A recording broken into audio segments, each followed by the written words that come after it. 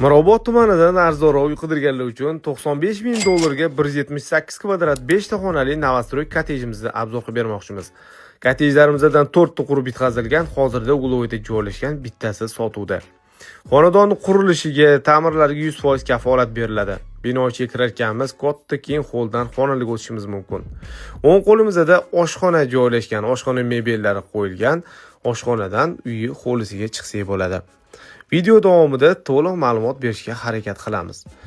Qo'l qismidan uyga yerto'lasiga tushsak bo'ladi. Uy katyollari yerto'laga o'rnatilgan. Binoyimiz to'pli pol asosida isitiladi. Qo'ldan to'g'ri o'tarkanmiz, chap qo'limizda umumiy sanuzel. Koridor oxirisida bo'lsa 30 kishiga mo'ljallangan katta mehmonxonaga chiqamiz. Mehmonxona oldiga panorama romli qo'yilgan, och svetda mo'shka bo'ylab yopishtirilgan. Qurilishiga, ta'mirlariga 100% kafolat beriladi. O'ng qo'limizdan ikkinchi qavatga chiqamiz. Ikkinchi qavatda ham koridordan xonalar o'tiladi. O'ng qo'limizda guruhda joylashgan birinchi yotoqxona.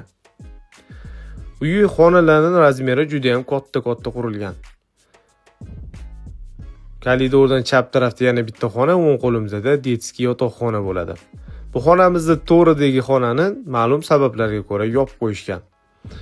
Koridordan chap tarafda yana umumiy sanuzel xona, o'ng tarafda bo'lsa ota-onalar yotoqxonasiga kiriladi. Xona keng, yorug', hamma sharoitlar qilingan, o'zining ichida kladovka xona va sanuzel xonasi ham bor. Xonadonimizga egalar 95 ming dollar so'rashyapti. Savdalashib bundan ham arzon xarid qilsanglar bo'ladi.